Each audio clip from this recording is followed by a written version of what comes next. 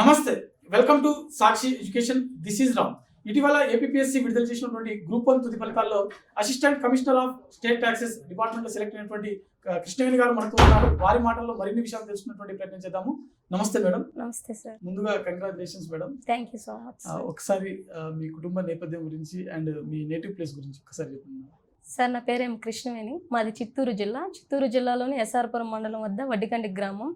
మా కుటుంబ నేపథ్యంలో మా నాన్నగారు, మా అమ్మగారు, నాకు ఇద్దరు బ్రదర్స్ ఉన్నారు. మా నాన్నగారు ఫార్మరు, అమ్మగారు ఇంటి దగ్గర వర్క్ చేసుకుంటూ ఉంటారు. నాకు ఇద్దరు బ్రదర్స్, ఒకరు స్టడీస్ రీసెంట్గా అయిపోయి ఇంకొకరు ఫార్మరు. మేడం, మీ ఎడ్యుకేషన్ బ్యాక్గ్రౌండ్, మీరు గ్రాడ్యుయేషన్ వరకు ఎలా చదివారు ఒకసారి? సార్ నేను 1st to 5th క్లాసు మా ఊరు స్కూల్లోనే, గవర్నమెంట్ స్కూల్లోనే చదివాను సార్. 5th to 10th కూడా గవర్నమెంట్ స్కూల్లోనే చదివాను. 10thలో IIITకి సెలెక్ట్ అయింది సార్. ఇంటర్కి 6 years ఇంటిగ్రేటెడ్ కోర్సు నేను IIITలో చదివాను sir, civil engineering.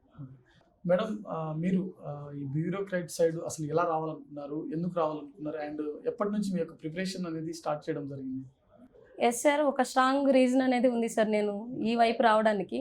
Next 6th క్లాస్లో నాకు కరెంట్ షాక్ తగిలింది సార్.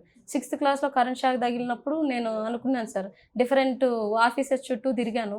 ఆ సమయంలో నాకు కొద్దిగా నిర్లక్ష్యం కానీ, మళ్ళీ అంటే వెంటనే కలెక్టర్ సార్ దగ్గరికి వెళ్ళినప్పుడు వర్క్ ఫాస్ట్గా అవ్వడం కానీ, ఇలాంటివి చాలా చూశాను సార్. నాకు అప్పుడు ఏమనిపించిందంటే, మనం ఒక ఆఫీసర్గా ఉంటే ఇంత ఫాస్ట్గా వర్క్ అవుతుందా, మనం కావాల్సినన్ని పేద ప్రజలకు ఇంకా ఎక్కువ చేయొచ్చేమో అని థాట్ నాకు 6th క్లాస్లో అనిపించింది సార్. ఆ తర్వాత 2021లో నా గ్రాడ్యుయేషన్ కంప్లీట్ అయింది సార్. వెంటనే నేను హైదరాబాద్కి వచ్చాను.